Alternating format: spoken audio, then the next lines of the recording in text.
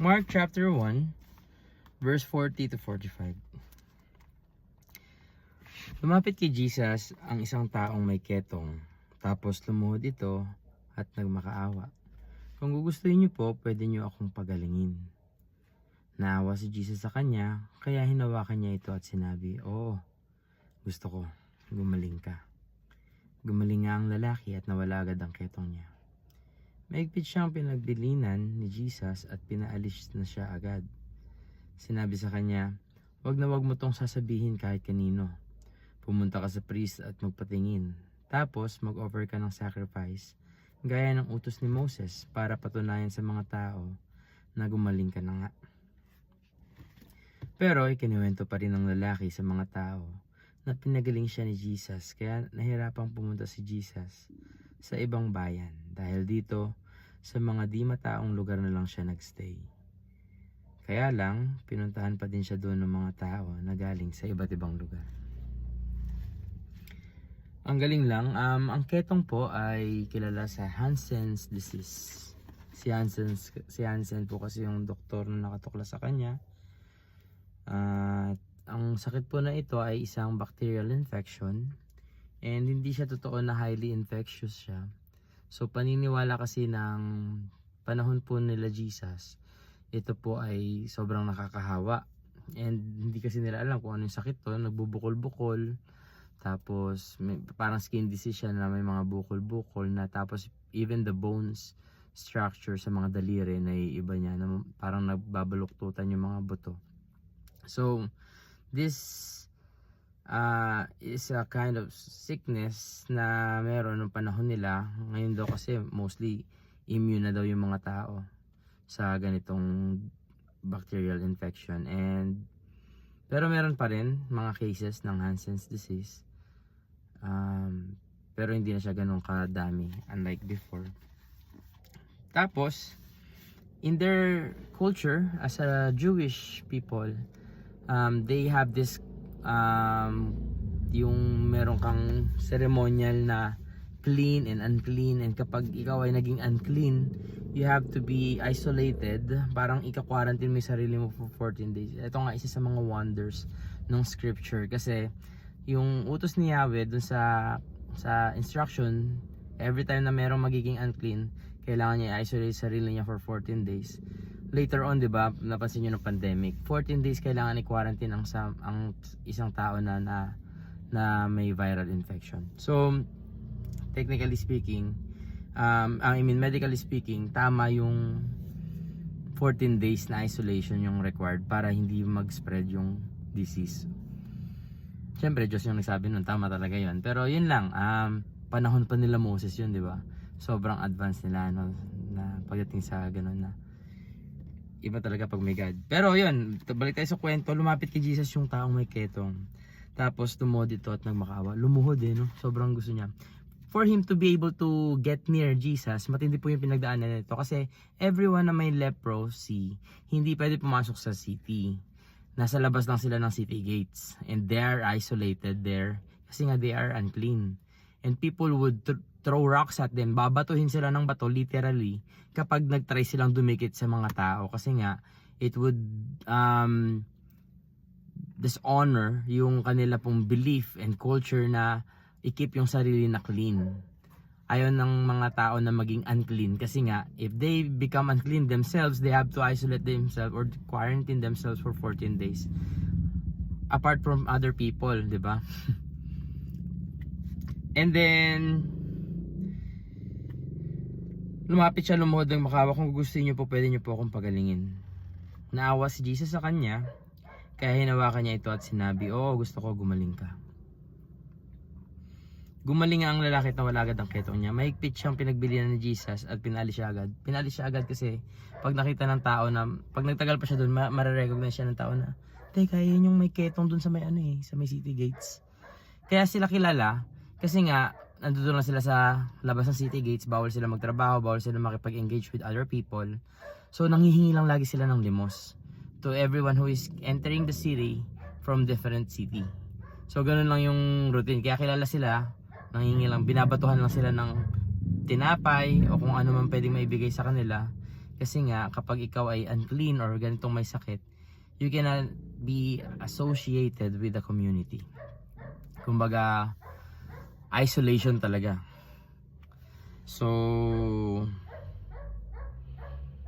kaya pinagbilinan siya na umalis siya at huwag siya sabihin. Kasi nga, kagaya nga nung nabasa natin sa latter part, nahirapan tuloy si Jesus pumunta sa city. Kasi nga dinalagsa siya ng mga tao na gusto magpagaling. Isipin mo yung leprosy na sobrang kinakatakutan nila to, tsaka din nila alam kung paano kasi ito pagalingin.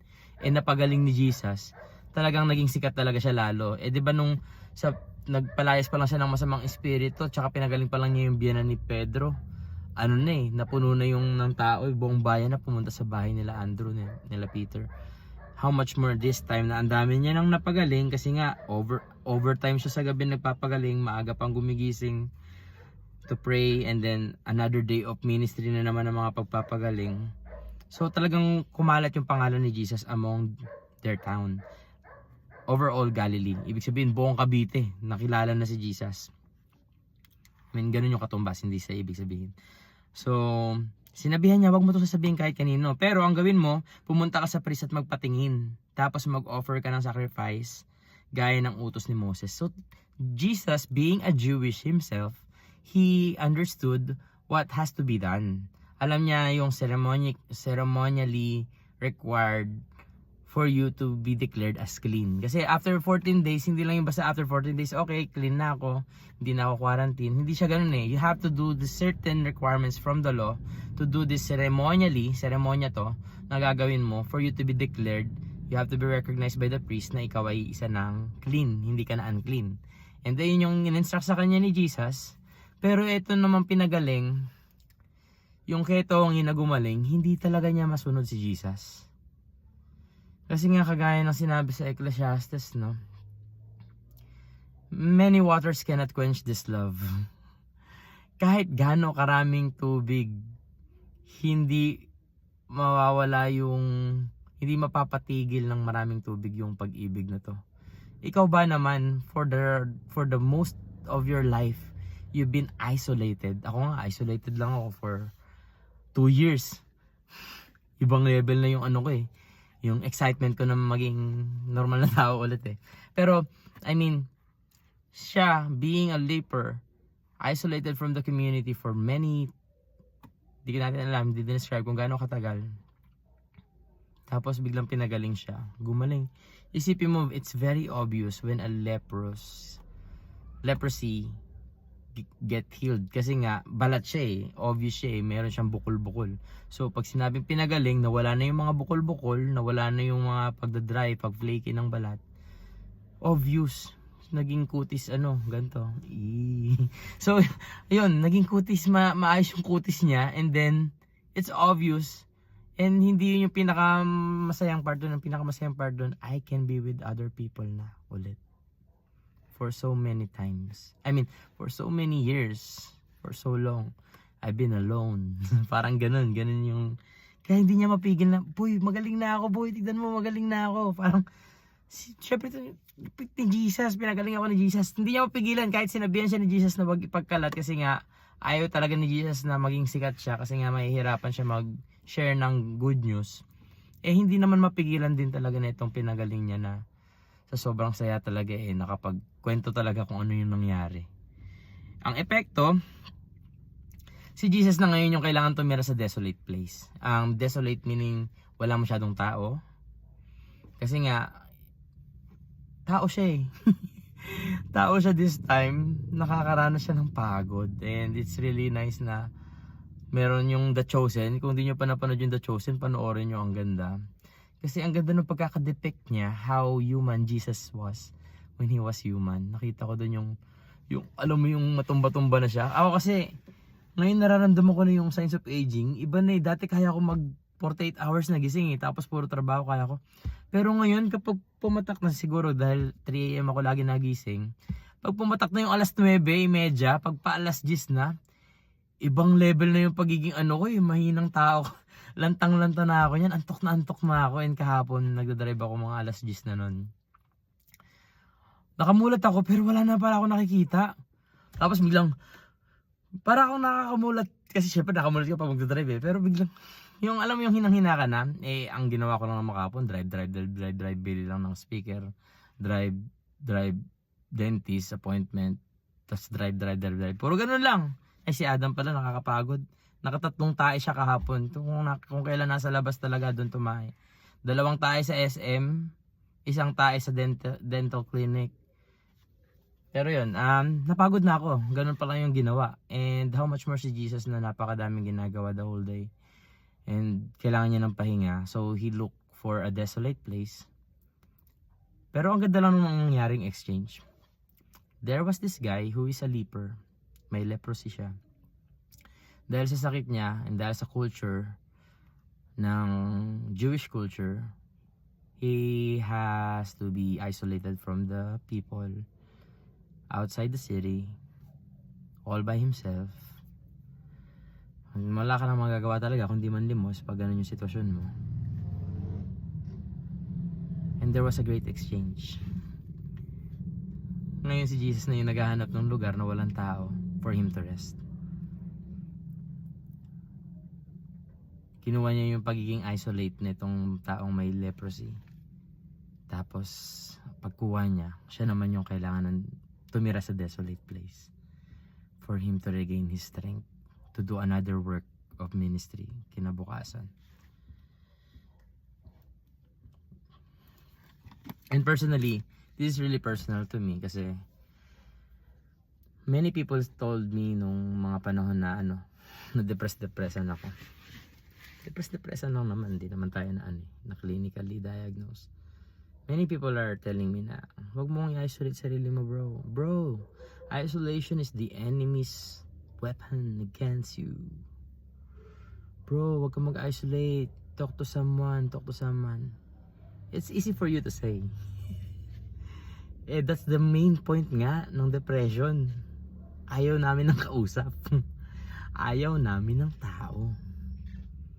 And for you to say that is really, siguro may factor pag okay na, pag alam mo yun, maaalala namin, uy, thank you bro ha, those times you were trying to encourage me. Pero if a person is really undergoing through the depression or going through the depression, those words are not helping. Those words don't help. Kasi that's the point kapag depressed ayaw mo ng tao Alam mo kung ano yung nakatulong? Hindi yung mga advice advice talaga, yung alam mo yung advice, siguro sa akin lang, baka sa akin lang naman, baka sa iba makakatulong yun. Siguro kasi sa akin, I know it all yung yabang, I know it all, ang yabang mo boy. Hindi, I mean, alam ko na isolation is the enemy's tactics. Alam ko na dapat you have to talk to someone para hindi ka ma-depress, kailangan talaga na i-express mo, na speak mo yung mind mo. So, meron naman akong asawa, pero alam din naman natin na kailangan meron ka rin friends. Kasi hindi sapat yung yung asawa mo, kailangan meron ka rin yung as iron sharpens iron, man sharpens man. So, meron naman ako, may mga kuya ko may kuya Ryan ako, may kuya Router ako. So, may mga pwede akong mapuntahan ba, kumbaga. May kuya Gab, BG leader. So, pero ayoko nga. Alam mo yung ganun? This time, it's a physical isolation nung panahon ni Jesus. Pero, tingin ko in our generation, there's a lot of people who are isolating themselves because they're going through depression or they are in a very bad place, like mentally. Words like words of wisdom doesn't work, bro.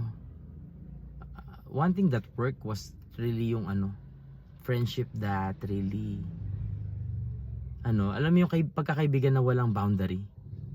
Kasi yun yung feeling ko nakatulong kasi 'di ba ayoko ng tao. Technically ayoko ng tao. Iniiwasan ko talaga yung anything gathering. Iniiwasan ko yung gathering, iniiwasan ko yung BG, iniiwasan ko yung di ako nagsiserve sa ministry para walang devotion kasi maraming tao doon mag-sharing. I don't want to break down in front of other people. I don't want to be vulnerable in front of other people. Kasi that's the point Ayaw mo nga ng social life. Naging anti-social ka dun during those times. And what helped is yung mga kaibigan mo na kahit ayaw mo, isisiksik nila yung sarili mo. No choice eh. Ikaw ba naman puntahan sa bahay, akitin ka sa kwarto, tabihan ka sa kwarto, yakapin ka. Kaya nga, it's really a big factor na may mga ganun kang kaibigan who could really overlook or like kaya nilang tanggalin yung mga formality. I mean, yung hindi na nila ginagamit yung pagiging courteous or magalang or yung maganda yung may ganun kang kaibigan eh. Hindi naman sila bastos pero alam nilang hindi ka nila kailangan respetuhin. Kasi those friends will really help you in times of ganun, kung depression man or kung ano man tawag doon. Basta in your lowest point of life. Ganun yung nakatulong. And bakit ko na pag-usapan? Kasi technically speaking, those people, those kind of friends came from the Lord. Alam mo yun, galing sa Diyos yun eh. Those friendships were written or nabuo through years of kwentuhan ng mga hindi importanteng kwento. Alam mo yun, ganun yung friendship na na malalim. Yung usapan nyo mababaw lang. Yung mga walang kwenta, mga walang point, yung tawanan yung mga walang kwenta. And those are the deepest friendship that you have. Those that who don't dishonor you pero hindi rin nila kailangan respetuhin ka kasi they have no boundaries pagdating sa buhay mo na. Pag nalaman nila na tunugan nila na hindi ka okay, they're really making effort just to be there around you. And they're not even advising you. Yung hindi alam nila na hindi nila kailangan mag-advise sa'yo, kundi they just want to be there. They just want to assure you that they are there. And that's what really helped me ng mga panahon na yun. Kaya eto naman, sa panahon naman ni Leper, nung lepros, nung may ketong, si Jesus talaga yung nag-save sa kanya. Tinanggal yung pagiging isolated niya from the community. Ngayon si Jesus naman yung have to stay in a desolate place. What a great exchange, no? And alam nyo, isa lang best word, di ba? If you would describe Jesus in one word, what would you describe it? Parang pastok ni Boy Abunda, no? Pastok ni Boy Abunda. One word, what would you describe Jesus? Exchange. Ganun yung ginawa niya eh. Kahit kay Barnabas, magpapalaya, nakagawian every year may pinapalayang preso. Kasi Caesar is trying to save Jesus kasi wala naman siya nakikitang mali kay Jesus. Yung mga paratang puro mga religious claims lang and accusations. So tingin ni Caesar, dito dapat parusahan ng capital punishment. So he was trying to save Jesus. Nagpresent siya ng exchange. O sige, pili kayo, sino yung palalayain? Si Jesus ng Nazareth o si Barabas na maraming ginawang krimen? And the people were shouting, Barabas! Free Barabas! Palayain si Barabas! Palayain si Barabas. When I was watching the Passion of Christ, grabe no? Parang galit ka sa tao, no? Bakit si Barabas pinili nila? Dapat si Jesus yung niligtas nila. Pero that Barabas, that exchange is actually me. Ako yun eh. Diba? Ako yung Barabas eh. Ako yung deserve ng parusa. Ikaw, tayo yung deserve ng parusa. But what Jesus did was siya na lang yung paparusahan para hindi na tayo. Thank you, Jesus.